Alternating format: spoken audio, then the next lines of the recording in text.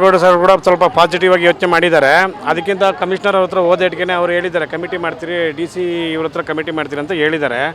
ಆದಷ್ಟು ಜಲ್ದಿ ಇವ್ರಿಗೆಲ್ಲ ಒಳ್ಳೇದಾಗತ್ತೆ ಅನ್ನೋದು ಭಾಳ ಮರೀಚಿಕೆ ಆಗುತ್ತೆ. ಯಾಕಂದರೆ ಅವ್ರು ಮಾತಾಡೋ ಮಾತಲ್ಲೂ ಕೂಡ ಒಂದು ಕಮಿಟಿ ಮಾಡಿ ಆಮೇಲೆ ಅದಕ್ಕೊಂದು ಇದು ಮಾಡಿ ಇನ್ನೊಂದು ಮಾಡಿ ಮಗದೊಂದು ಮಾಡಿ ಇವ್ರಿಗೆಲ್ಲ ಬಂದು ಇದೆಲ್ಲ ಬರೋ ಅಷ್ಟರಲ್ಲಿ ಭಾಳ ಲೇಟ್ ಆಗುತ್ತೆ ಮೇಡಮ್. ಇದೇ ರೀತಿ ಮೆಜೆಸ್ಟಿಕಲ್ಲೂ ಕೂಡ ಎಷ್ಟೊಂದು ಜನರದ್ದು ಚರ್ಮ ಕುಟೀರಗಳನ್ನ ಹಿಂದೆ ಮುಂದೆ ಏನು ಹೇಳ್ದಂಗೆ ಎಲ್ಲ ಒಡೆದು ಬಿಸಾಕ್ಬಿಟ್ಟವ್ರೆ.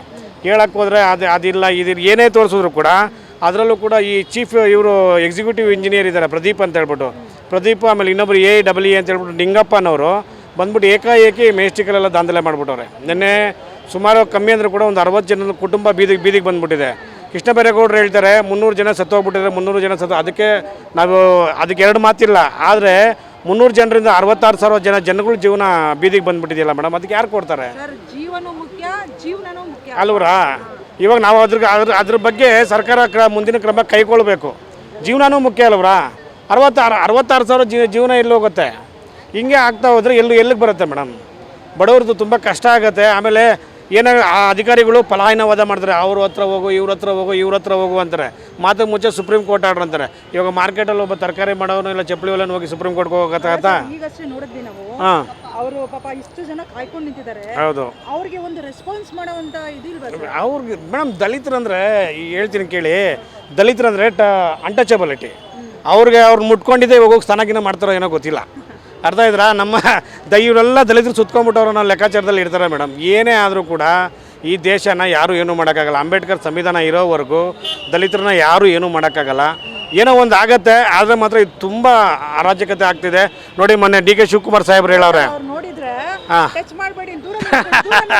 ದಲಿತರಲ್ವಾ ಮೇಡಮ್? ದಲಿತರಲ್ವಾ ಟಚ್ ಮಾಡಬಾರ್ದು ಅನ್ನೋದು. ಓಟು ಅದಾದರೂ ಬ್ಯಾನ್ ಮಾಡಿಬಿಟ್ರೆ ನೋಡಿ, ರಸ್ತೆ ಬೀದಿ ವ್ಯಾಪಾರಿಗಳನ್ನ ವೋಟಿಂಗ್ ಪವರ್ ಆದರೂ ತೆಗೆದಾಕ್ಬಿಡಿ. ಅವ್ರು ಓಟ್ ಯಾಕೆ ಹಾಕಿಸ್ಕೊಂತೀರಾ? ಇವಾಗ ಮುಂದಿನ ದಿನಗಳಲ್ಲಿ ಇದೇ ಎಲೆಕ್ಷನ್ ಬರ್ತದೆ, ಆವಾಗ ಜನಗಳು ತಕ್ಕ ಉತ್ತರ ಕೊಟ್ಟೇ ಕೊಡ್ತಾರೆ ಮೇಡಮ್. ಇದು ಆವಾಗ ಎಲೆಕ್ಷನಲ್ಲಿ ಏನು ಅದು ಟಚಬಲ್ ಅನ್ಟಚಬಲ್ ಇಲ್ಲ. ಎಲೆಕ್ಷನ್ ಆದ ನಂತರ ಎಲ್ಲ ಟಚಬಲ್ ಎಲ್ಲ ಬಂದ್ಬಿಡುತ್ತೆ. ಇವಾಗ ಏನು ಕೊಡ್ತಾರೆ ಮೇಡಮ್? ಸುಮ್ಮನೆ ಮರಮಾಚ್ತಾರೆ, ಹಂಗೆ ಅದು ಮಾಡ್ತೀರಿ ಇದು ಮಾಡಿ. ಇವಾಗ DK ಶಿವಕುಮಾರ್ ಅವರು ಹೇಳಿದ್ದಾರೆ, ಯಾರು ಭಯ ಬೀಳಬೇಡಿ, ಅಭಯ ಕೊಡ್ತಾ ಇದ್ದಾರಂತೆ. ನಿಮ್ಗೇನಾದ್ರು ಬೇರೆ ಪರ್ಯಾಯ ವ್ಯವಸ್ಥೆ ಇರೋ ಅನ್ನ ಕಿತ್ಕೊಂಡು ಇನ್ನೇನು ಪರ್ಯಾಯ ವ್ಯವಸ್ಥೆ ಕೇಳಿ. ಇವಾಗ ನೋಡಿ, ಇವಾಗ 30 ದಿನದಿಂದ ಪಾಪ ಈ ಮಾರ್ಕೆಟ್ ಅವ್ರು ಓಡಾಡ್ತಿದ್ದಾರೆ. ಅವ್ರಿಗೆ ಊಟ ತಿಂಡಿ ಮಕ್ಕಳು ಫೀಸು. ಇವಾಗ ನಾವು ಕೂಡ ಮೆಜೆಸ್ಟಿಕಲ್ಲಿ ಇದ್ರು ಅಂಗಡಿನ ಕಳ್ಕೊಂಡಿದ್ದೀವಿ. ನನ್ನ ಮಗ 2nd PUC ಓದ್ತಿದ್ದಾನೆ, ಅವ್ನಿಗೆ ಫೀಸ್ ಕಟ್ಟಬೇಕು.